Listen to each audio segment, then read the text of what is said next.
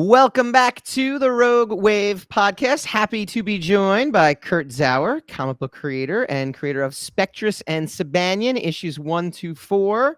Can a ghost forsake revenge for purpose? Up now on Indiegogo.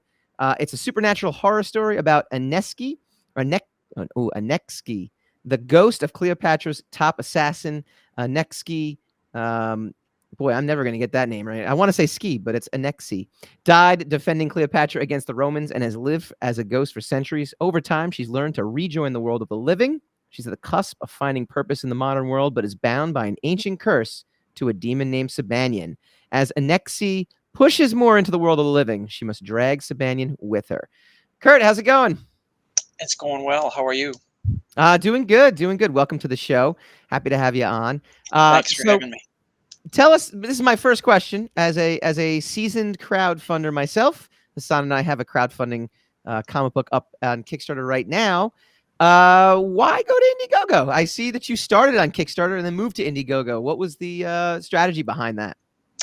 Well, I've like you say, I've done a number of just Kickstarters so far, and they've all been successful. And I've heard from other creators that the kind of that next step, it's my issue 4. So I'm kind of ready to keep pushing, So the next step is to move over to Indiegogo and maybe find a new audience there. So it's just a way to maximize my exposure to potential fans. So issues 1 through 3 was on Kickstarter, and this is a brand new issue, right? It's not a collection, or it's not like a revamp or anything like that. Correct. Yeah. Yeah. No, I've heard that too. That basically that there are there's almost two distinct audiences that go for various reasons to Kickstarter or for Indiegogo. So it is interesting. I know we've talked about behind the scenes doing what is it like when a Kickstarter ends, you put it up on Indiegogo afterwards. Have you done that as well? Right. It's called Indiegogo In Demand, Mm-hmm. and they basically roll over your settings and even your funding from Kickstarter into Indiegogo. So your funding that you drew on Kickstarter actually shows up on the Indiegogo page. Yeah. So, but I've done all right. I'm just kind of pushing for as much more funding as I can get. Plus, I have a big convention. I'll be at C2E2 this weekend. Oh, okay, fantastic. And so that's another opportunity there to get more people interested in backing issue number 4. So, I mean, a lot of questions there. First is this your first C2E2, or have you been there before? I was there last year in December, but typically that was a bit of an odd time to run C2E2. Sure. In like early December. So cold too, very, very cold. Yeah. Chicago's not the best time. December's not the best time to be in Chicago, although we were snow free at the time, which was cool. But yeah, so now it was typically in like April, March time frame. Now they're having it in August. Probably next year they'll get back into early spring. But yeah, I'm really looking forward to the show this weekend. That's one of my favorite shows. Because the schedule worked out different this year is the reason I'm not attending. C2E2 prior to this year, or prior to New York Comic Con, I should say, last year was the last show I attended before COVID. It was before the pandemic actually hit. It was February 2020, and there were still rumblings of things. But I would get a booth every year, and it's a fantastic show. So I'm very jealous you're going, and I'm hoping to return there next year. Give the audience a little bit about your background. How did you get into comics? You said you're a veteran of these crowdfunding, escapades here as well too. So give a little history for everyone. Yeah, I got into comics in high school. I really enjoyed the X-Men and Spider-Man and Captain America at that time. I kind of fell out of comics for a while and just it kind of had a resurgence, in around 2010, and just from hanging out with friends. And I'm also a bit of a gamer, tabletop gaming. We really got into hero gaming, 2010. And forward, and my friends just throwing, I should do a comic book about this character, and yeah, man, do it. So I think it was like 2016 at C2E2. I met a creator at Artist Alley, Sajad Shaw, Mm-hmm. and I did my first black and white 12 pages with him, my first issue. And then from there, I'd do shows. I'd have my little black and white 12-page issue. I'd do real small shows, and then eventually I got into full color and full issues. I found a local artist that I click really well with, and Sajad is actually, he's a great guy, Mm-hmm. but at the time a little too expensive. So Yep. because he's really good, but You pay for what you get, right? yeah, exactly. I couldn't do a 32 pages at that rate, so, but that's cool. Sajad's really talented guy. Yeah. But I met another artist, Topper Helmers, at a local show, and he's more of an old school guy. And I do IT. He needed help with his tablet, so I helped. Very handy to always have an IT guy around, by the way. That is a prerequisite, I feel. So yeah, that's how we met. He's like, "Hey, could you look at this for me?" I'm like, "Sure." So and then we got to talking, and hey, let's do a comic book. And yeah. is Spectress and Sabanion your first comic book, like the first series you ever did? Yes, it is. All right. See, this is the best thing. You're getting into comics. I've been in comics now. You could say unofficially for 20 years, having released my first book in 2002. That was a very indie book, very indie to the point where no one bought it. So that's as indie as it gets. Yeah. But then Hassan and I both worked at Wizard Magazine for many years, and then I released my first real successful book or real professional book in 2006 with The Sire. We're old school though when it comes to all this. We didn't have Kickstarter, we didn't have crowdfunding. Right. And when we did have crowdfunding when it first started, I mean, we didn't understand crowdfunding. It was this thing that almost left a bad taste in my mouth, where I'm like, I don't want to ask my friends and family for money. Like it felt strange. But Yeah. now it's become a distribution channel. It's become a place that people find comics. So to hear your experience, I think it's almost, you're looking at this through fresh eyes, even though you've been reading comics for a long time, but actually doing it, like, it's a totally different experience now with the crowdfunding part thrown in, right? It is. It really is. It's amazing. Like you say, you can find a new audience there, and with every subsequent launch, I mean, I've launched each issue individually, and my audience has grown, and it's been amazing. And honestly, I don't know another way to do that. Mhm. To grow my audience and my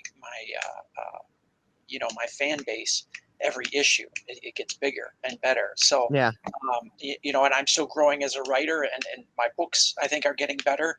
And but yeah, I'm lucky. I'm lucky to be a creator in this time with Kickstarter and Indiegogo, with those tools available. Definitely. How did you meet up with friend of the show, Mog Park?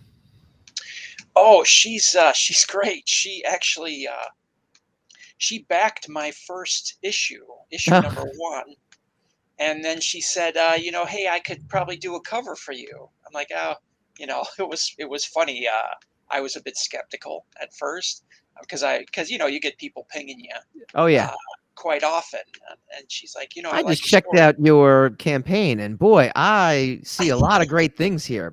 But I know how I can help as a marketing expert. If you just give me a whole bunch of money, I will reach out to, and then bullet point, bullet point, bullet point. Yes, we get the email. Oh, exactly. Oh, you know how it works. But then I found her on Facebook, and I saw her Danny Moonstar Samurai Mm-hmm. art, and I said, yeah, you know what? Yeah, you can do a cover for me. That's going to be awesome. And so on since issue 2, every issue she's done a cover for me. So we are doing it actually in a tarot card series. So issue 2 was Strength, issue 3 was the Tower, and issue 4 is Judgment. So and each cover is just knocks your socks off. Cool. Yeah, she's done covers for Rogue Matter with Time Trader. She did a cover for me for the Sire. Yeah. She's fantastic. She does really, really amazing work. But what I love about her, and this is something maybe you can speak to also, not just her, what I'm finding are that these artists are also excellent promoters. Like they're actually engaged to whereas again, like your job as an artist used to be just draw. And now it feels like it's that was what struck me was with working with her. I'm like, okay, I'm paying you a cover rate, but I'm also getting an extra, bit of promotion besides just your work and your name. You're absolutely right. It's fantastic. She's very active on social media, her and Mel. Mm-hmm. And yeah, I can't say enough about how much they've helped, with exposure and things like that. I actually got to do a show with them. I got to do Fan Expo in Chicago. Oh, cool. Yeah. So we bounced people back and forth between our tables, and that worked really well too. So yeah, it's good to have the great art, and then on top of that, the great support as far as exposure and social media. Definitely.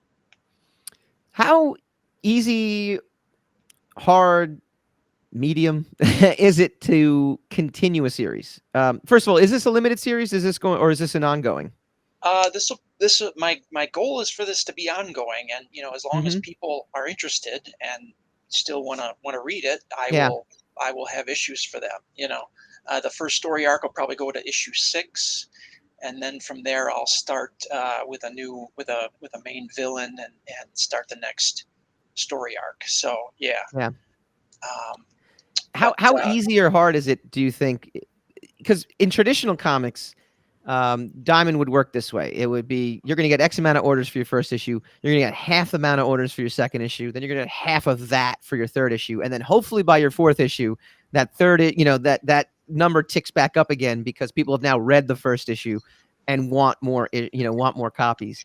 But this is crowdfunding world. So it's a little different. Like how easy or hard or different is it to sustain momentum for people reading the books that you're doing if you're doing more than just a first issue? I find that the momentum builds, honestly, with every subsequent issue. I've been, my first launch was very, I should say, not very ambitious. I kept everything real low. I think it was like $1,250 is what I wanted to raise with issue 1, and now I'm on issue 4, and the Kickstarter raised over 7,000. Wow! So I'm ecstatic. I really am. And I think, and just like you say, with Diamond, that first issue, everybody wants a piece of that, but then, orders fall off. Where, in Kickstarter, it's just the opposite. The more you launch, the bigger the fan base, and I think the more funding you'll pull in. Yeah, absolutely. It gets exciting about that, and I've always been afraid of doing things like that, but the next, issue of Sire I'm going to do is going to be issue 14, and I'm just going to put it out there as it's in issue 14. Whereas, previous it's very scary to do like that, but now because I'm getting that reaction from you and from other people like you. It's like, no, just keep putting the next issue out. They know it. They know what's happening. Let's get into the story real quick before we let you go. Too, one thing I noticed also, which I like about this though, is your story is based in, I don't want to use the word public domain, but it's essentially public domain because it's Cleopatra. It's a known historical figure. How has that helped you in terms of just attracting an audience? Because as soon as I'm reading it, I'm like, wow, Cleopatra's top assassin. I'm like, that's really cool. I know, I'm a history buff. Ancient Egyptian history, that's a certain genre. That's a certain, it paints my mind. Cleopatra is a forget historical figure. She is a famous historical figure. But then the thought that is her top assassin, I'm like, I never really thought about that. I thought it was a unique spin. How has that helped in terms of bringing people in? Well, I think there's, like you say, there's quite a mystique around ancient Egypt and the art. Everybody knows what Egyptian art looks like, and hieroglyphs and mummies and sarcophagi and just that flavor and that mystique that surrounds ancient Egypt. I'm obviously a big fan of it, and I think people are interested in that. I do keep it. I mean, it is a modern story, Mm-hmm. but I wanted a hero from that era. So instead of kind of the Eternal Warrior idea, I Mm-hmm. went with her being dead, her being a ghost, Yeah. and living through history. So and now in this in the century she's lived as a ghost, she's kind of learned to look solid and create an identity for herself, and now she wants purpose. Now she wants more than just Yeah. being something that haunts the outskirts of society. Now she wants to rejoin society. So yeah, I like the idea of that Egyptian hero, but in the modern era. Well, I am officially your next backer on Indiegogo, and I'm looking forward to catching up on the series. Like I said, I found it very intriguing. Again, how it's rooted in history and based on that. So I'm looking forward to the books. Tell everyone where they can pick it up and where they can find you online.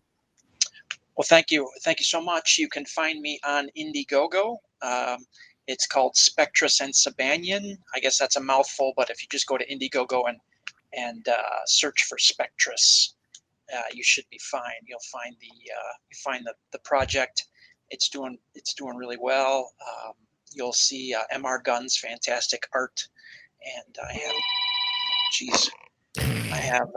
That's Hassan calling. He's trying to get back in. For our listening audience who listen to us on the podcast, he was terrified of Cleopatra, and he decided to get going. But no, all right. The ways of the internet. Let me just mute that right now. How about that? Okay. So yeah, just search me on Indiegogo, and I know you've got the link up there. Yep. And yeah, you'll find me. And, all right. And hopefully the story intrigues you. Kurt, thank you so much. That was Kurt Zauer, Spectress and Sabanion, issues 1 through 4. Go get it on Indiegogo right now. And when we come back, hopefully Hassan comes back and we will put a bow on tonight's episode. Thank you, Michael.